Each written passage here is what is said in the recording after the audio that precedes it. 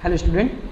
तो ये video session class 8 के बच्चों के लिए, जिसमें चैप्टर 2 हमारा मैथमेटिक्स जो चैप्टर 2 है, स्क्वायर्स एंड स्क्वायर रूट्स, इसके बारे में समझेंगे। तो ये स्क्वायर्स और स्क्वायर रूट होता क्या है, चलिए समझते हैं। When A number A is multiplied by itself, मतलब कोई भी ऐसा नंबर अगर वो अपने ही नंबर के साथ मल्टीप्लाई होता है तो हम लोग ये बोलते हैं कि वो नंबर का हम लोग क्या कर रहे हैं, स्क्वायरिंग कर रहे हैं। ठीक है, यानी इसको हम लोग इस तरीके से समझ सकते हैं, it is raise to the exponent 2। मतलब कभी क्या होता है कि जब भी हम लोग स्क्वायर लिखते हैं तो क्या करते हैं कि उस नंबर के ऊपर एक एक्सपोनेंट यानी एक पावर डाल देते हैं 2 का, है ना, और हम लोग उसको बोलते हैं रेज टू द पावर 2, है ना। कोई भी नंबर है ना, उस पर हम लोग अगर उसको वर्ड्स के फॉर्म में बोला जाए तो उसको रेज टू द पावर 2 बोला जाता है, और या फिर उसे a का स्क्वायर। जैसे देखिए, अगर हमारे पास कोई ऐसा नंबर है जिसको हम लोग a मान लेते हैं, तो अगर a को a से ही मल्टीप्लाई किया जाए, है ना, तो हम लोग क्या लिख सकते हैं, a स्क्वायर, है ना। a को जब a से मल्टीप्लाई करेंगे तो क्या हो जाएगा, a स्क्वायर हो जाएगा।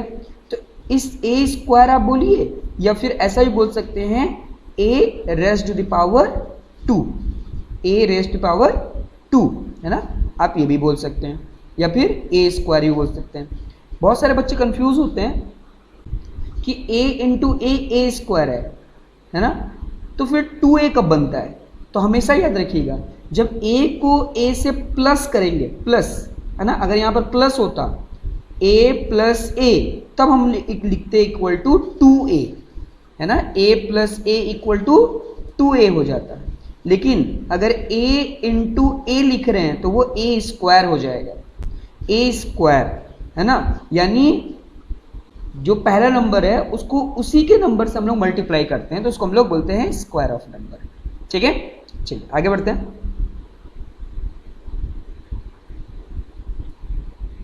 चलिए कुछ एग्जांपल से समझते हैं। जैसे देखिए 2 इंटू 2, है ना, 2 इंटू 2 मतलब 2 को उसी नंबर से हम लोग क्या कर रहे हैं, मल्टीप्लाई कर रहे हैं। तो इसको हम लोग ऐसे भी लिख सकते हैं 2 द रेज़ टू पावर 2, या 2 पे पावर 2, है ना। तो 2 इंटू 2 क्या हो गया, आंसर हो गया 4, 2 2 जा 4, है ना। तो हम लोग ऐसा बोल सकते हैं 4 इज द स्क्वायर ऑफ 2। उसी तरह देखिए 3 इंटू 3, तो यहाँ पर क्या हो गया, 3 पे पावर 2, है ना, यानी 3 3 जा क्या हो गया, आंसर 9 हो गया।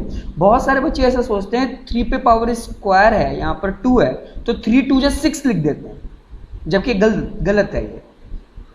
3 2 जा 6 नहीं होगा, 3 इंटू 3, मतलब ये जो ऊपर पावर है ना, वो ये बता रहा है कि 3 कितनी बार लिखना है, कितनी बार लिखना है। 3 पे पावर 2 का मतलब है 3 जो है वो कितनी बार लिखना है, 2 टाइम्स लिखना है। ये देखिए यहाँ पर ऊपर जो 2 है ना, यानी 3 को कितनी बार लिखना है, 2 टाइम्स। ये देखिए 1 और ये 2 दोनों सेम, ठीक है। तो 3 इंटू 3 क्या हो गया, 9 हो गया।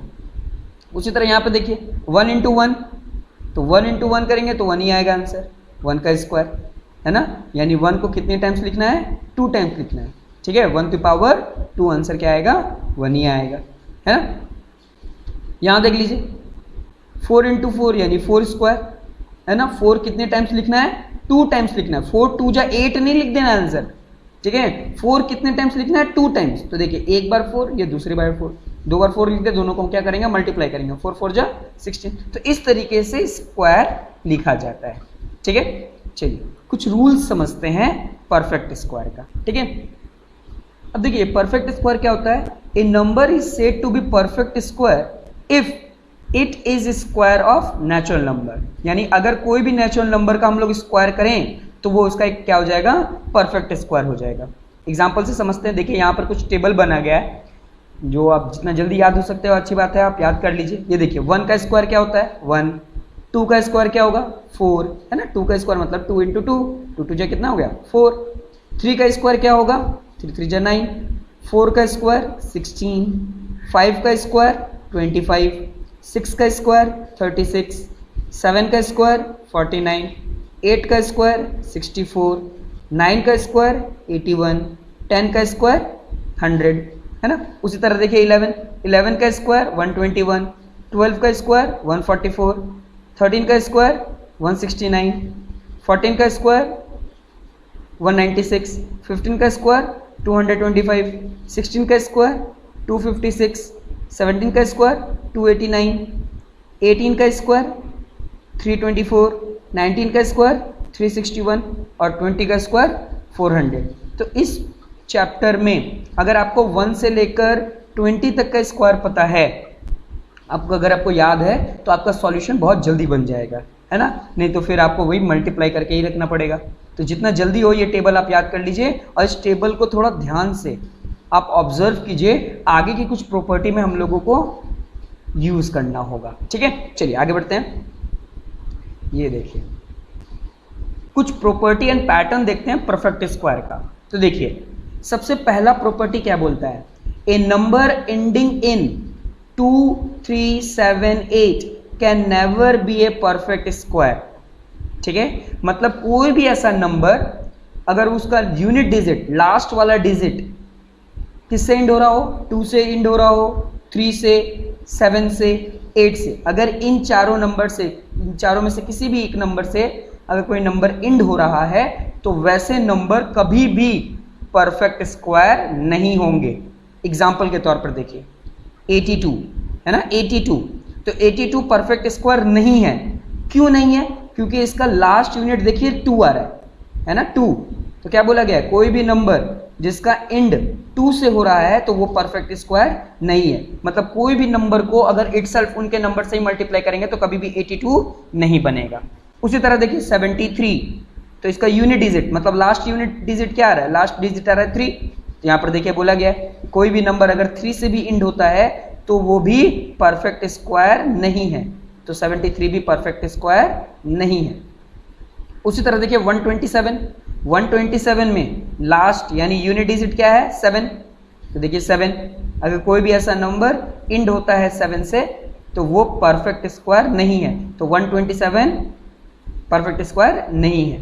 उसी तरह 588 है ना, 588 को देखिए यूनिट डिजिट क्या है, 8 है। तो यूनिट डिजिट 8 होने के कारण ये परफेक्ट स्क्वायर नहीं होगा। ठीक है, तो कोई भी नंबर जिसका यूनिट डिजिट 2, 3, 7 और 8 अगर आता है तो वो परफेक्ट स्क्वायर नहीं होगा। ये पहला प्रॉपर्टी हो गया स्क्वायर का। ठीक है, परफेक्ट स्क्वायर का।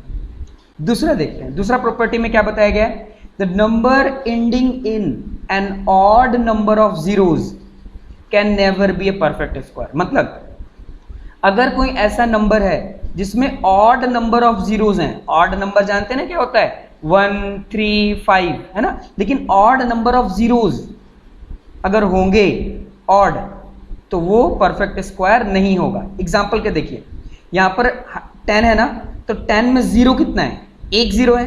तो 1 जीरो आ रहा है, इसका मतलब एक क्या है, इवन है कि ऑड नंबर है।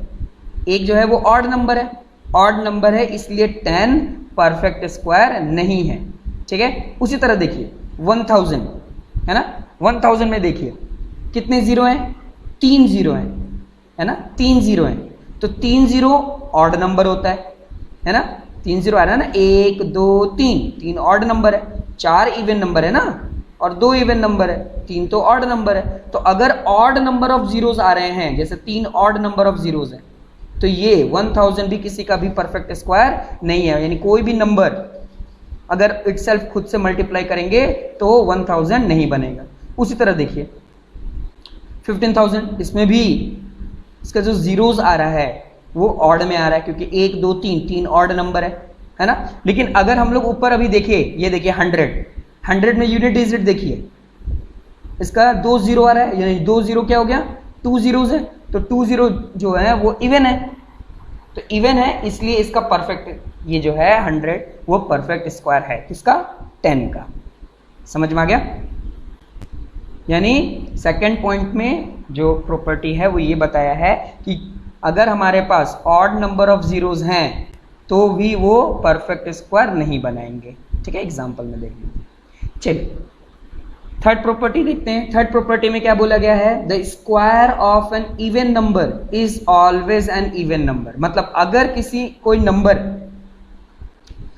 कोई नंबर हमारे पास इवन नंबर है ना, कोई भी इवन नंबर है, अगर उसका स्क्वायर करें तो उसका जो स्क्वायर करने के बाद जो आंसर आएगा वो भी इवन ही होगा। देखिए 8 8 एक इवन नंबर है, इसका स्क्वायर करते हैं तो 8 का स्क्वायर क्या आएगा 64। देखिए 64 भी एक क्या है इवन नंबर है ना, क्योंकि वो 2 से डिविजिबल है। इवन ऑड तो आप जानते ही हैं, जो भी 2 से डिविजिबल होता है वो इवन नंबर है और जो 2 से डिविजिबल नहीं होता वो ऑड नंबर है। यहाँ पर देखिए 14 इवन है कि ऑड है, क्योंकि टेबल में आता है ना 14, इसका मतलब ये इवन है। अब 14 का स्क्वायर करते हैं तो 14 अगर इवन है तो इसका स्क्वायर भी करेंगे तो जो आंसर आएगा वो भी क्या होगा इवन ही होगा। तो देखिए 14 का स्क्वायर क्या होता है 196, अभी हम लोगों ने टेबल में भी देखा था 196 क्या है इवन है। समझ में आया?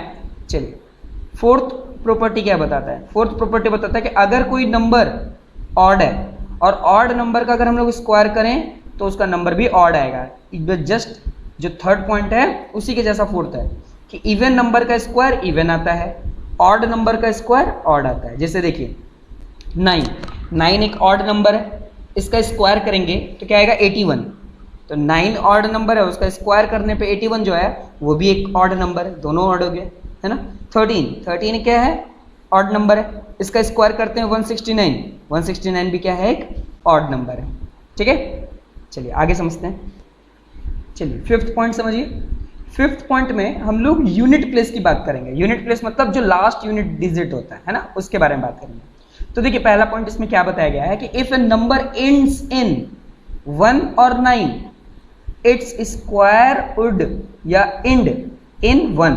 इसका मतलब क्या हुआ कि कोई भी ऐसा नंबर जिसका यूनिट प्लेस 1 है या 9 है और उसका स्क्वायर करेंगे तो उसका स्क्वायर करने पर जो इसका यूनिट डिजिट आएगा वो क्या आएगा 1 आएगा। चलिए टेबल से समझते हैं। देखिए ऊपर में अभी हम लोग टेबल देखे थे ना, ये देखिए यहाँ पर टेबल।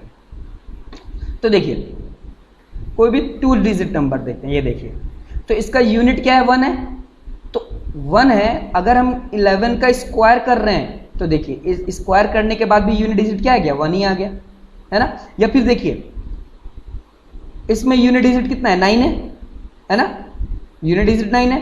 19 का स्क्वायर करने पे भी इसका जो आंसर आ रहा है उसका यूनिट डिजिट 1 आ रहा है। ठीक है, तो इस पॉइंट का कहने का मतलब यही है कि कोई भी नंबर जिसका यूनिट डिजिट 1 या 9 हो, अगर हम लोग स्क्वायर करेंगे तो स्क्वायर करने पे जो भी आंसर आएगा उसका लास्ट डिजिट जो होगा वो 1 ही होगा। ठीक है, उसी तरह कोई ऐसा नंबर जिसका यूनिट डिजिट 2 या 8 हो, या तो 2 या तो 8, अगर उन दोनों का स्क्वायर करेंगे तो जो भी नंबर आएगा उसका यूनिट डिजिट 4 होगा। चलिए देखते हैं, ये देखिए टेबल, ये देखिए है ना। देखिए 2 डिजिट पे देखते हैं तो देखिए यूनिट डिजिट पे क्या है 2, और जब 12 का स्क्वायर किए तो कितना आया 144, तो यूनिट डिजिट क्या आ रहा है 4 आ रहा है ना। उसी तरह 8 पे देखिए है ना, 8 का यानी 18 का स्क्वायर कर रहे हैं तो यूनिट डिजिट 8 है, तो इस 18 का स्क्वायर करने पे भी क्या आ रहा है 4 आ रहा है, यहाँ पे 4 आ रहा है, यहाँ भी 4 आ रहा है ना। ये देखिए यानी किसी का भी यूनिट डिजिट 2 या 8 रहा और उसका स्क्वायर करें तो उनका जो आंसर आएगा उस आंसर का यूनिट डिजिट जो होगा वो 4 ही होगा, ऐसा रूल कहता है। ठीक है, चलिए फिर देखते हैं नेक्स्ट पॉइंट क्या बोला जा रहा है।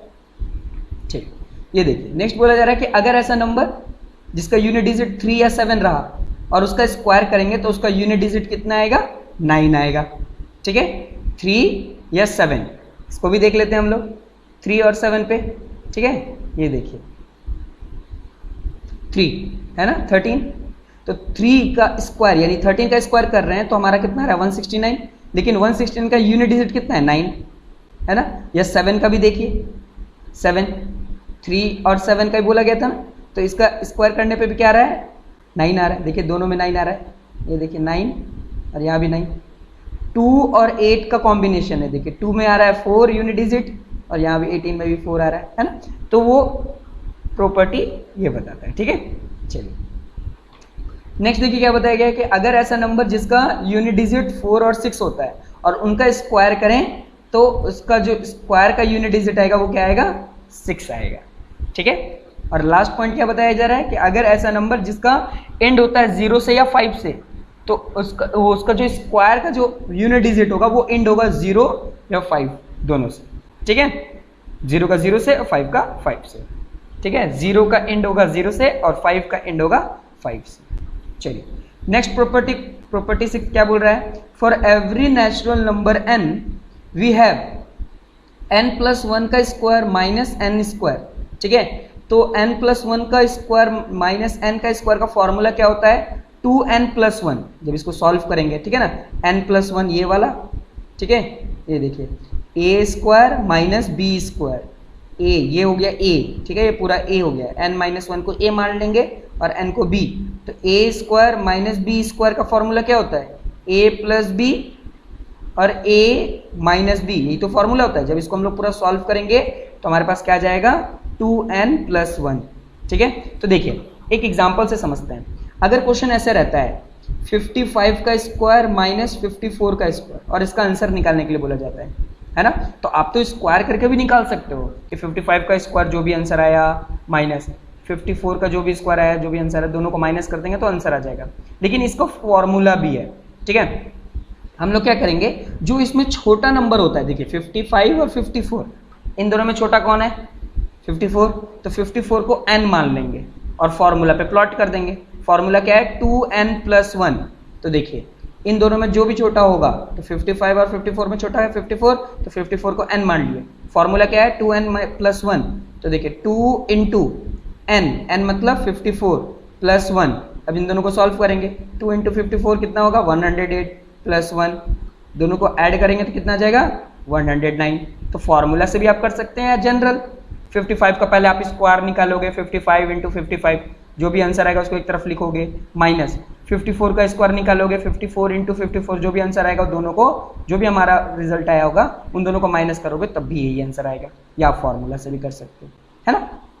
चलिए 7th पॉइंट देखते हैं, वो क्या बता रहा है, for every natural number n we have n square equal to sum of first number n odd natural number. इसका मतलब क्या हुआ कि देखिए 7 का स्क्वायर है ना, यानी स्टार्टिंग से 7 ऑड नंबर को ऐड करें तो 7 का स्क्वायर आ जाएगा। एग्जांपल के तौर पर 7 का स्क्वायर टेबल के हिसाब से भी हम लोग देखे थे ना, 7 का स्क्वायर क्या होगा, 7 इंटू 7, 7 7 जा 49, है ना, 49 होता है। लेकिन अगर 7 हम लोग ऑड नंबर को ऐड कर दें, स्टार्टिंग से फर्स्ट 7 ऑड नंबर को ऐड कर दें तब भी हमारा कितना आ जाएगा, 49। देखिए पहला ऑड नंबर क्या है, 1, दूसरा ऑड नंबर 3, तीसरा 5, चौथा 7, पांचवा 9, 6th हमारा हो जाएगा 11 और 7th हो जाएगा 13। इन सब को ऐड करेंगे तो 49 आ जाएगा।